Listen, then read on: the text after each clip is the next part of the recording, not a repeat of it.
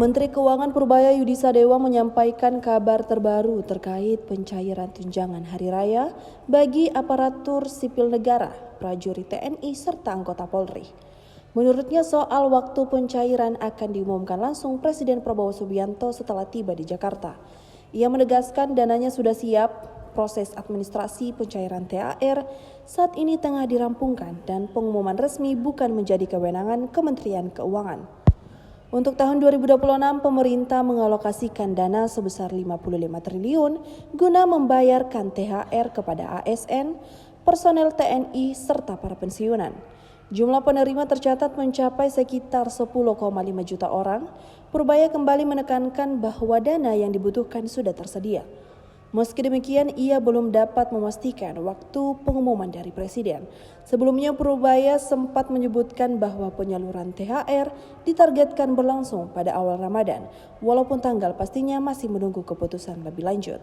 Percepatan progres MBG, pembayaran THR ASN TNI Polri, program penanganan bencana Sumatera, serta paket stimulus Q1 akan dilakukan. Saya harap itu akan atau dipastikan itu akan mendorong ekonomi di triwulan pertama tahun 2026 ini. Konsumsi dan investasi diperkuat melalui pembangunan 30.000 KDMP, Korporasi Desa Merah Putih ya, sebesar 90 triliun rupiah. Juga pembangunan renovasi perumahan sebesar 20 triliun rupiah, serta groundbreaking proyek hilirisasi dan antara senilai $7 miliar, setara dengan 110 triliun rupiah. Faktor musiman, libur Imlek dan Lebaran, serta kebijakan WFA turut menopang aktivitas konsumsi masyarakat pada triwulan pertama tahun 2026 ini. Next. Untuk menjaga daya beli dan mendorong konsumsi masyarakat selama periode Ramadan dan Idul Fitri 2026, pemerintah menyiapkan paket stimulus yang komprehensif, terutama sektor transportasi dan perlindungan sosial. Untuk kereta api dan kapal laut diberikan diskon 30%, sementara angkutan penyeberangan memperoleh pembebasan 100% tarif jasa kepelabuhanan.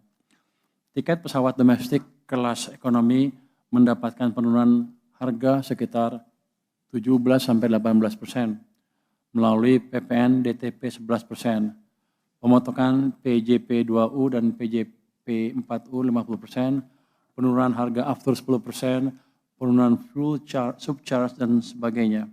Total belanja untuk ini sebesar 0,92 triliun rupiah.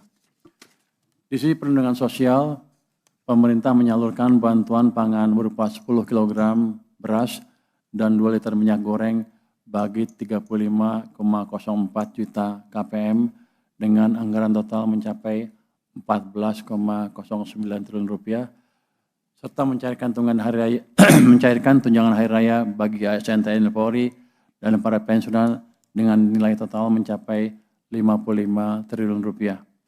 Pemerintah juga akan mengakselerasi beberapa subsidi pupuk.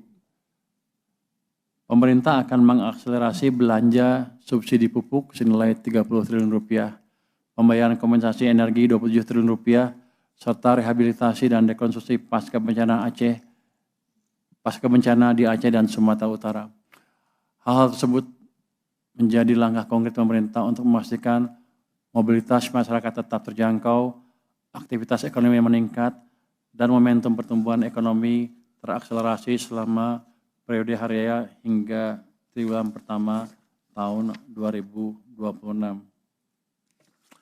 Ini semua dijalankan tetap menerapkan prinsip kehati-hatian pengelolaan kebijakan fiskal. Dalam rangka mengakselerasi pertumbuhan ekonomi dan penciptaan lapangan kerja ke depan, pemerintah menjalankan program koperasi desa atau kelurahan Merah Putih atau KDMP. Melalui program ini, pemerintah mendorong desa sebagai pusat pertumbuhan baru dengan menjadikan dana desa tidak sekedar sebagai belanja rutin, melainkan sebagai instrumen investasi dengan capital expenditure yang produktif dan berkelanjutan. Program ini juga memperkuat ketahanan pangan dan ekonomi desa, memperpendek rantai distribusi agar harga lebih terjangkau, sekaligus membuka lapangan kerja serta mendukung pengentasan kemiskinan. Hingga tanggal 20 Februari telah terbentuk 30.000 KDMP dan 24.186 gerai dalam proses pembangunan. Ini menunjukkan progres yang solid di lapangan. Ke depan pemerintah menargetkan penyelesaian 30.000 gerai hingga Maret 2026 dan tambah 50.000 gerai hingga Agustus 2026. Download Tribun X sekarang, menghadirkan lokal menjadi Indonesia.